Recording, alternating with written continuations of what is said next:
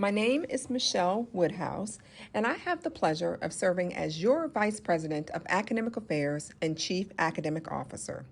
Today, I have the honor of speaking to you about program prioritization at Tidewater Community College, ultimately planning for the future.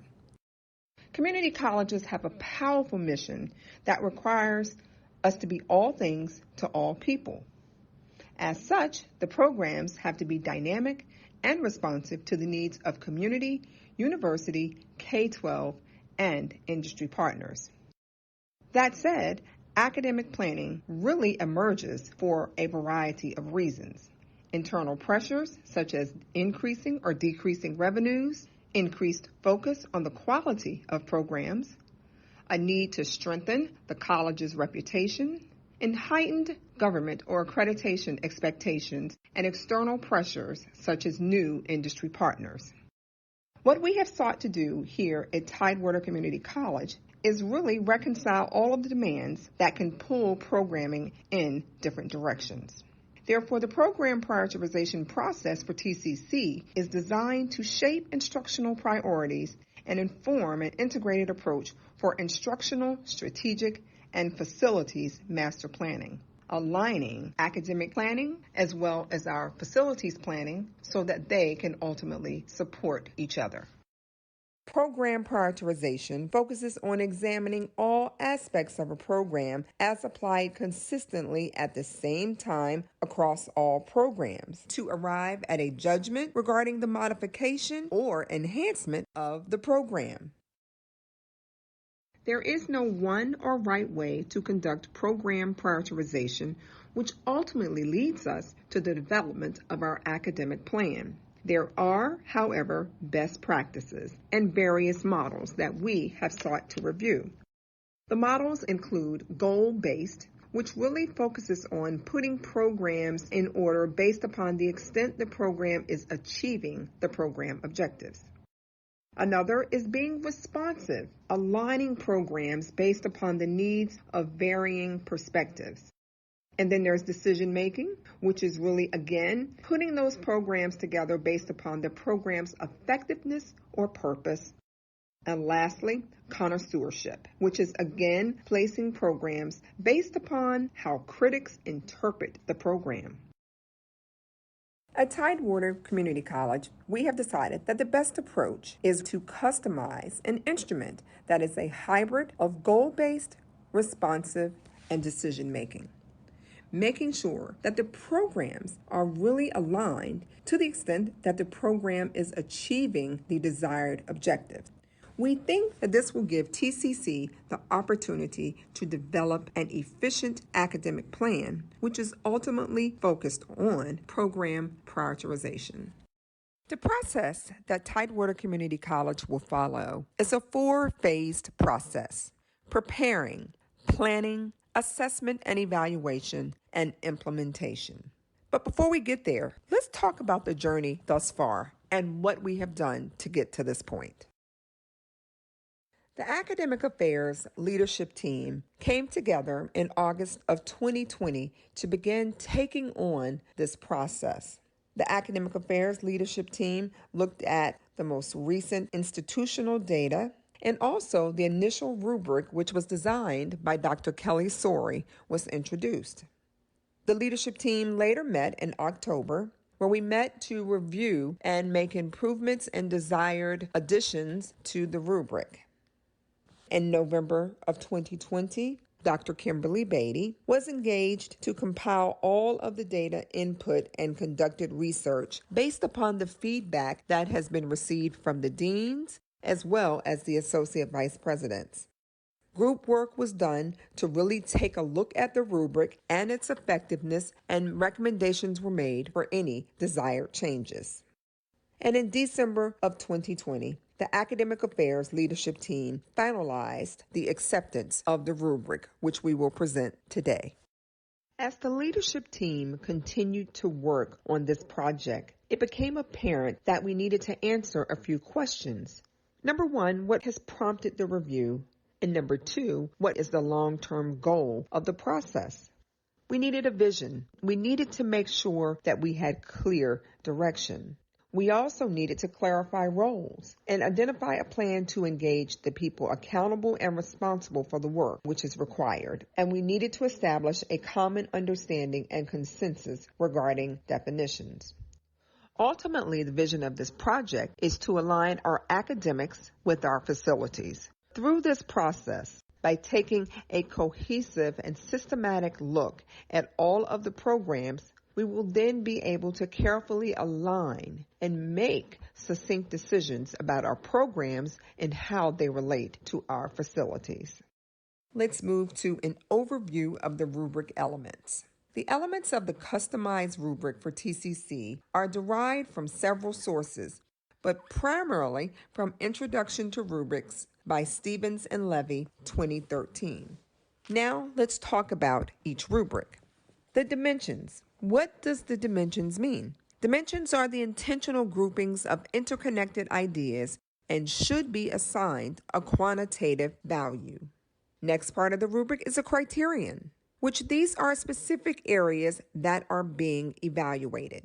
There are criterion that may or may not be measurable and provide a fuller understanding of the program. Next, we have stages. The stages are the milestones of development for each of the criterions. The data serves as evidence to inform professional judgment and your evaluation of this tool. The evaluator is the individual applying the rubric. And last, professional judgment reflects the discernment reached after all the data are reviewed. The judgment of the evaluator brings tremendous value to this process.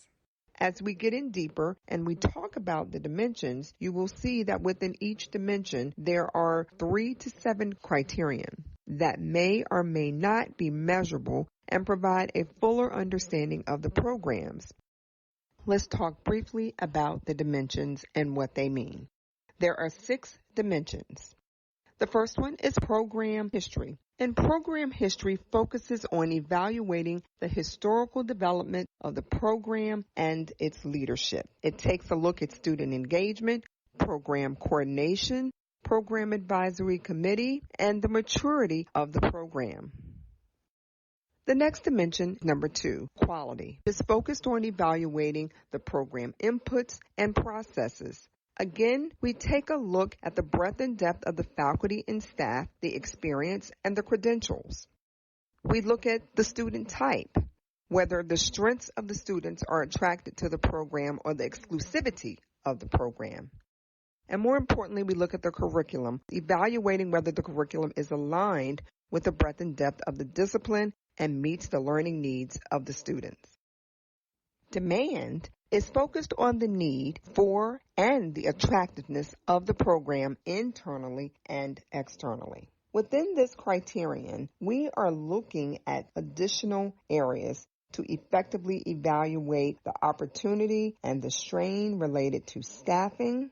We're determining the extent to which resources are shared. We're determining how dependent the program is in comparison to another program. And more importantly, we determine the need or attractiveness for the program in this region, in this state, and within the 7 cities. Cost is dimension number 4. Cost is focused on the expenses and revenues associated with the program. Number 5 is program productivity. And really what we do with program productivity is we're focused on the program outputs, looking at the efficiency of the courses specific to the program, and we're looking at enrollment trends between 3 and 5 years for the program. The last dimension is opportunity analysis. Opportunity analysis is focused on the big picture. It's driven by what are the possibilities in the future. We take a look at several things within this dimension. We determine, do we have the relationships with K-12 and the 4-year institutions? Do we have the location and the space on the campuses and within the surrounding area and capacity for delivery?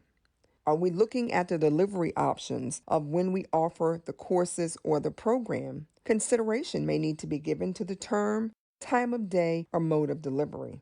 And we look at efficiencies, Coupled with internal and external demand, efficiency examines opportunities for cost containment measures due to new technology or scheduling. As you review the rubric, you will see that there are stages, which are the milestones of development for each criterion. Each stage is presented from a growth mindset, from the lowest level of the growth to the highest. The stage should be informed by a review of the data sources and rely on the experience and knowledge of the evaluator. Stage 1 is emerging, and this is being evaluated to recognize this criterion as a strategic priority. Stage 2 is developing. At this stage, the criterion being evaluated is recognized and the college is in the process of developing a process to address the criterion components. Stage 3, transforming. At this stage, the criterion has been evaluated and identified as a need, and the college is in the process of implementing change. And last but not least is stage 4, which is performing.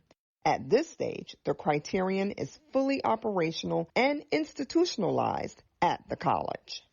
Now that the rubric has been drafted, we now move to our next step, which is broad engagement. We want to hear from faculty, advisory committees, industry experts, because each one of these groups will provide valuable input.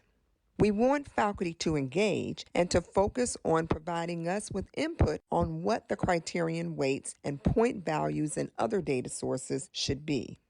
We also ask that program leads share this information with their advisory committees and other industry experts. We're also seeking at this point to identify evaluators. We hope after you review this presentation, you will be interested in being a part of the team that will be evaluating the programs. We will have evaluator training, which is required, and then we will begin the assessment and evaluation phase of the prioritization process of the programs. Tidewater Community College has taken a courageous step in this process. The willingness to move forward models the commitment to students and the community served by the institution. The outcome of this work will enrich the student experience and confirm TCC's mission, which is to provide collegiate education and workforce training to all individuals of all ages.